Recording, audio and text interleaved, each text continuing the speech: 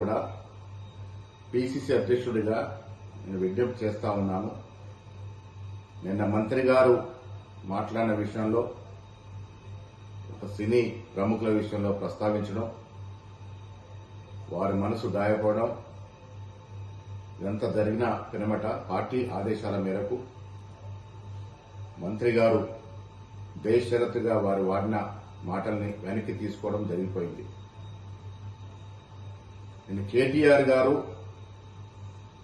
ఒక మహిళ అని చూడకుండా ఒక మహిళా మంత్రి మీద ఒక సోదరుడు సోదరిమణికి వేసే విధంగా పూలారం నూలుకోవు దండ వేస్తే విపరీతంగా చెడు మార్గంలో ట్రోల్ చేయడం, ఎప్పుడో మాట్లాడిన ఆడియో రిలీజ్ చేయడం, ఆ సందర్భంలో క్రోధోక్తులైనటువంటి మంత్రి గారు కొన్ని కామెంట్స్ చేయడం, అంతకుముందు మంత్రి గారి మీద కేటీఆర్ చేసినటువంటి వ్యాఖ్యలు కూడా మీరందరూ గమనించి ఉంటారు.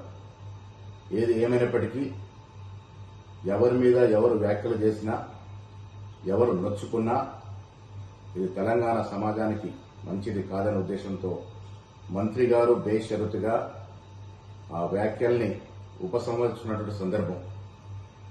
ఆవిడ ట్వీట్లో పెట్టినారు, మీరు కష్టపడి పైకొచ్చిన తీరు నాకు ఆదర్శప్రాయము, అలాంటి మిమ్మల్ని నేను అభిమానిస్తా ఉన్నాను, నా మాటల్ని బేషరతుగా నేను వెనక్కి తీసుకుంటున్నాననే మాట చెప్పడం జరిగింది. ఇరువైపులో కూడా మహిళలే ఉన్నారు.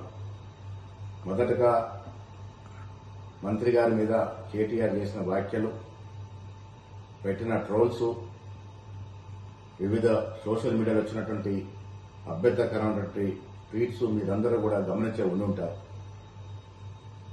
సో ఇవన్నీ జరిగిన పిరమట మంత్రి గారు ఆ వ్యాఖ్యల్ని ఉపసంహరించుకున్నారు. కాబట్టి నేను మీ అందరికీ విజ్ఞప్తి చేస్తా ఉన్నాను, ఈ అంశానికి ఇక్కడ ముగింపు పలుకుదాము. ఇంకా దీన్ని దూరం తీసుకెళ్తే ఇరువైపున మహిళలు కూడా నొచ్చుకొని బాధపడే అవకాశం ఉంది. కాబట్టి సినీ ప్రముఖులందరూ కూడా నేను విజ్ఞప్తి చేస్తా ఉన్నాను, ఈ అంశాన్ని ఇక్కడితో ముగింపు పలుకుదాము. భవిష్యత్తులో మా మంత్రులు గాని, కాంగ్రెస్ నాయకులు గాని, వివిధ పార్టీల ప్రతిపక్ష నాయకులు గాని ఎవరి మీద ఎవరు కూడా ఇలాంటి అభ్యంతరకరమైనటువంటి వ్యాఖ్యలు చేయకూడదని విన్నవిస్తా ఉన్నాను.